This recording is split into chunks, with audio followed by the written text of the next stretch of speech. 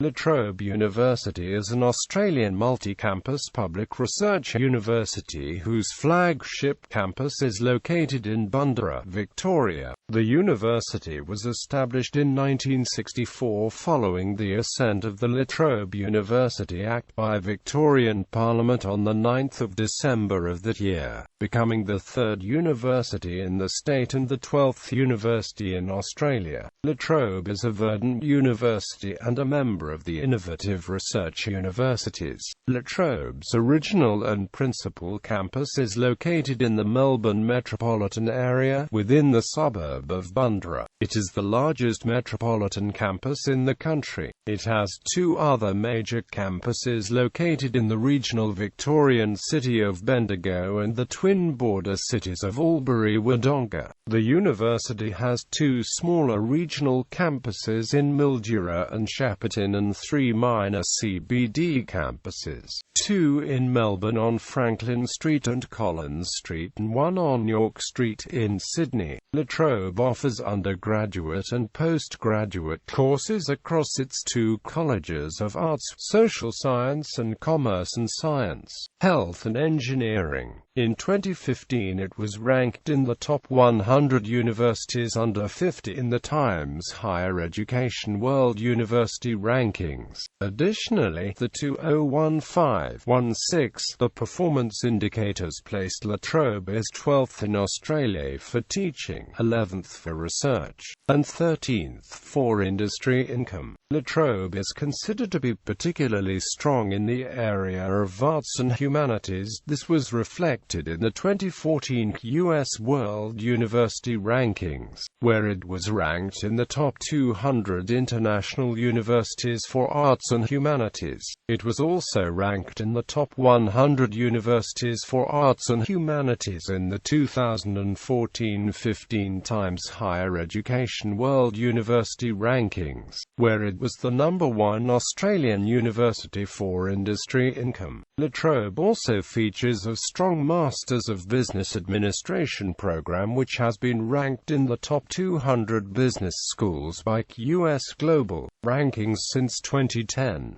In 2014 the La Trobe MBA was ranked 14th in Asia, 4th in Australia and 2nd in Victoria by US Global Rankings. In terms of research quality, the university exhibits strength in the areas of arts and humanities, and biological and biotechnical sciences. In 2015 La Trobe was ranked 3rd in Victoria in the Australian Research Council's Excellence in Research for Australia report. For most of its history La Trobe has been regarded as a bastion of radical and progressive thought within Australia, largely emanating from strong student activism at the university during the 1960s and 1970s. While not as prevalent as it was in the 20th century, it is a reputation that is still held. History. The passing of the Act of Victorian Parliament to establish La Trobe University followed earlier University Acts to establish the University of Melbourne and Monash University. The Minister of Education at the time and the appointed Planning Council were unanimous in their enthusiasm that the new institution should be innovative in its approach, and the university adopted an academic structure based on schools of studies and a collegiate format, where a large number of students lived on campus. At this time, Flinders University and Macquarie University were also establishing a schools-based system. Many prominent Victorians were involved in La Trobe's establishment process, and there was a strong belief that it was important to increase research and learning in Victoria. One of the major individuals involved was Davis McCoy, who later became Governor of Victoria. The university was named after Charles Joseph La Trobe, the first Governor of Victoria, and the university motto, "Whoever seeks shall find," is adapted from Charles La Trobe's family motto. The La Trobe University coat of arms incorporates the scallop shells from the La Trobe family bearings, the Australian wedge-tailed eagle to represent Australia, and sprigs of heath to represent Victoria. Origins. The origins of La Trobe can be traced back to the post-World War II era, where there emerged a global recognition of the need to increase facilities for higher education. In 1957, Prime Minister Sir Robert Menzies established a special committee to report on the future of Australian universities, inviting Sir Keith Murray, chairman of the University Grants Committee of Great Britain, to chair it. The Murray Committee, in a far-reaching report submitted in September 1957, recommend a major expansion of university facilities in Australia and changes in administration and financing. As a direct consequence of the key recommendations of the Murray Report, the federal government established the Australian Universities Commission in 1959, appointing Sir Leslie Martin as its chair. Menzies appointed Martin to chair a special committee in 1961 to report to the AUC on the rapidly increasing demands for higher education in Australia. In August 1963 it released its second report, which recognised the urgency of Victoria's situation. The resources of Melbourne and Monash universities are not likely to meet the long-term demands for university education beyond 1966. The Commission therefore is willing to support in the 1964 to 1966 triennium the extension of university facilities in the Melbourne metropolitan area. Following the recommendations, the federal government passed the Universities Assistance Bill in October 1963, providing a grant for a third university for recurrent expenditure in 1965 of $106,000 and $210,000 in 1966. The first capital grant was for 1966, and amounted to $1 million.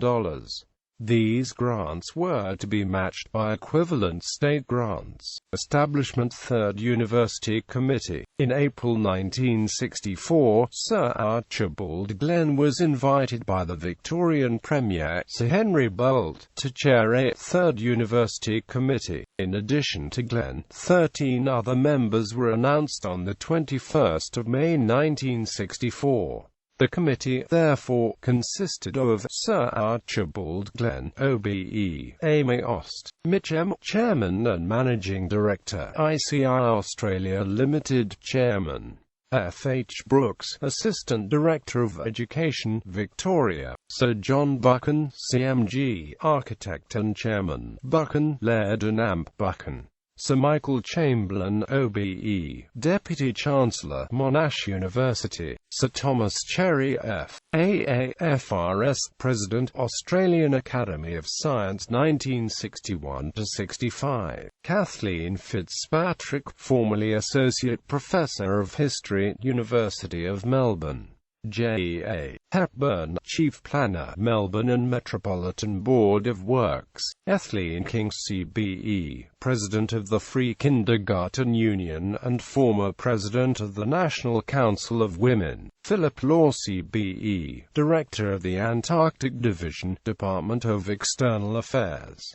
C.E. Newman MC, Solicitor, Newmarket, Victoria, J.D. Norgard, General Manager, BHP Co., Limited, W.C. Radford MBE, Director, Australian Council for Educational Research, R. Selby Smith AM, Professor of Education, Monash University, and Principal of Scott College, Melbourne, 1953–64. Russell G. French, Secretary of the Committee. The terms of reference of the committee were to advise the government on all matters concerning the establishment of a third Victorian university. This consisted of the selection of the site, the preparation of a detailed development program, planning and calling tenders for buildings, the formulating of an administrative structure, the appointment of an academic planning board and the recruitment of key staff. It was planned that La Trobe would enroll students, if possible, in March 1967. Selecting the site. The first meeting of the committee occurred on 2 June 1964 in the rooms of the Historical Society of Victoria on Victoria Street. For that they acted promptly in seeking out of suitable metropolitan location, inspecting 27 sites from a list of 57 possibilities. The main constraints facing all options were area adequate for a full and balanced university, cost, preferably Crown-owned land, as private land would require large compensation payments, and locality, somewhere reasonably close to the demographic centre of Melbourne, and 2. Public transport. A subcommittee, headed by Philip Law, quickly recognised that somewhere on the eastern side of Melbourne stands out as the right location. However, Monash was already growing in the southeastern suburbs, so an alternative area was sought. An early list of possibilities read: Outer, Bundoora, Lilydale, Channel O. Inner, Burnley Horticultural College, Wattle Park, Caulfield Racecourse, Kew Mental Asylum. Selection of an inner site was unlikely, as they were mostly either inadequate or unattainable, especially the racecourse. However, the Kew site was a real possibility. The ultimate choice was unanimously agreed upon by the end of July, resulting in the farm attached to the Mont Park Asylum. Cunningham Dax, head of the Mental Health Authority, was most cooperative, although he raised concerns that the loss of the farm would be serious for the hospital. An alternative site for the farm was procured a little further out on Plenty Road, resolving the issue. Naming the university. While it was an interesting interpretation of a local name, La Trobe, proposed by Fitzpatrick, was agreed unanimously upon by the planning committee after some alternatives, such as Deakin, were thoughtfully put aside. Victorian state parliamentarians, however, were far from unanimous when they came to debate the La Trobe University Bill. Sir Archibald-Glenn, chairman of the committee, provided a concise summary for why La Trobe was chosen. Lieutenant Governor Charles Joseph.La Trobe has great historic significance for Victoria, and his name is recognised internationally. La Trobe was not a university man, but he appears to have had almost every quality one would desire in one. He had a lively interest in every aspect of life of the community, the will to work for the good of other men, and a sense of responsibility towards prosperity. The Victorian Minister for Education, Sir John Bloomfield, upon presenting the enabling bill to Victorian Parliament, reflected on the influence of Charles La Trobe in the foundation of the University of Melbourne over 100 years before, concluding, "My most satisfying reflection at this moment is that my father's father sought for gold in our hills, and he knew this city in the days of the man whom, at the behest of others, I am now trying to acknowledge. If Providence and this Parliament will it, my son's son may be taught in his aura and tradition." Although La Trobe, like his father, used La Trobe and La Trobe interchangeably, the committee selected the spelling that was predominantly used by his side of the family.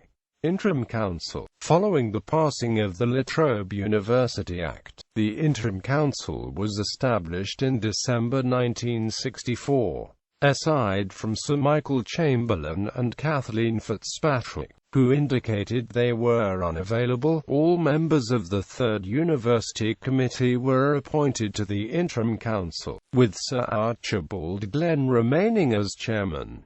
Additional members of the Interim Council consisted of Keith Aiken QC, barrister, Sir Frank McFarlane Burnett OM, FRACP, FRCP, FAAFRS, Nobel Prize for Medicine 1960, Professor of Experimental Medicine and Director of the Walter and Eliza Hall Institute, President, Australian Academy of Science 1965–69, J. Andrews, Professor of Geography, University of Melbourne. Bernard Callanan, DSO, MC, Marost, Consulting Engineer and Commissioner of SEC. Michael Clark, representing Northern Province, Victorian Legislative Council; John Galbally, barrister, representing Melbourne North and opposition leader, Victorian Legislative Council; Davis McCoy, Master of Ormond College, University of Melbourne; J. A. Rafferty, representing Ormond, Victorian Legislative Assembly; Peter Thwaites, Principal of Geelong College; David Myers, MIEE, Marost, Finns TP, Vice-Chancellor. Sir Thomas Cherry died late in 1966, prior to the final meeting of the Interim Council. All other members automatically became members of Council upon its establishment, with the first meeting held on the 19th of December 1966. It was this meeting that Sir Archibald was elected as Chancellor of the University.La Trobe eras. The concept of the La Trobe eras was first coined by William Breen and John Salmond in the university's 25th anniversary history, Building La Trobe University. Reflections on the first 25 years 1964 to 1989. It is used to refer to La Trobe in periods of 25 years, following the year of establishment in 1964 rather than the year of opening in 1967. As of 2015, La Trobe is currently in its third era. First era, 1964 to 89. La Trobe University was officially opened by the Victorian Premier, Sir Henry Boult, on 8 March 1967 at a ceremony that was attended by a number of dignitaries including the Prime Minister of Australia, Robert Menzies. Teaching commenced at the Bundoora campus in the first semester of that year, with some 500 students. La Trobe was seen to be unique amongst Australian universities due to its school-based and collegiate structure. At the time, this novel approach became commonly known in the university as the La Trobe concept. Within 4 years, however, this format had all but broken down, with the collegiate ideal reduced to halls of residence and the schools becoming departmentalized. Up until the late 1980s, La Trobe focused almost exclusively on the liberal arts and science. This was complemented with a strong professional school when it merged with the Lincoln Institute of Health Sciences in 1988, which is now the university's Faculty of Health Sciences, offering several professional health science programs including physiotherapy, podiatry and occupational therapy. Second era. The university established other professional schools, including its law school in 1992, which was previously a legal studies department which was established in 1972. In 2008, Victoria's second dentistry school was established at La Trobe. However, despite being a leading Australian university in professional health and biomedical sciences, La Trobe does not have a medical school. When planned and developed in the 1960s, there was strong expectation that La Trobe would eventually establish a medical school and a teaching hospital. The Bendigo campus of La Trobe dates back to 1873. The Bendigo College of Advanced Education amalgamated with La Trobe University in 1991, completing a process that began in the late 1980s as part of the Dawkins reforms to higher education. During the merger process, a controversial issue erupted when the university's head office in Bundoora raised concerns about the academic standards at Bendigo High. This led to a public outcry in which Bendigo High students threatened the Bendigo Advertiser over publishing the matter in its newspapers. Several newspapers were burned in the protest. The inclusion of the Wodonga Institute of Tertiary Education took place in the same year. The university has continued to expand, with the opening of the Research and Development Park at Bundoora and the upcoming opening of a second Melbourne CBD site.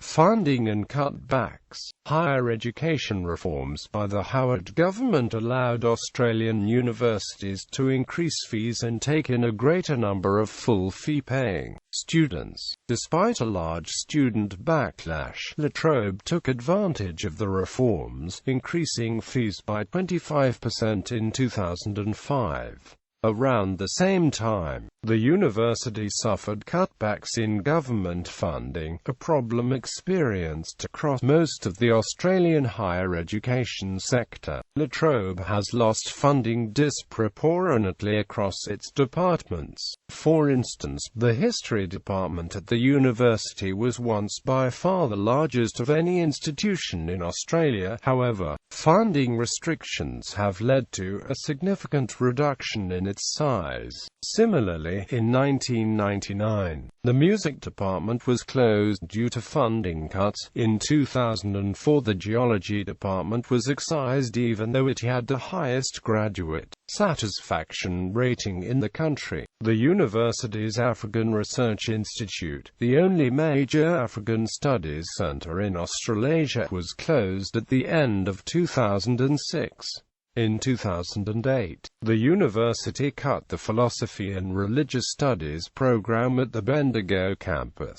The change resulted in the stream only being taught as a minor. In 2008, La Trobe was operating with a $1.46 million surplus but has highlighted that by 2010 it will review, and where appropriate, restructure all academic, administrative and committee structures to deal with diminished student intakes, falling entrance marks, below pass scores on student satisfaction surveys and a decreasing proportion of national research funding. In an attempt to address these issues, the university is making cutbacks and restructuring several courses under the direction of the Vice-Chancellor, Bundoora. As of 2013, the university is operating on a $28 million surplus third year.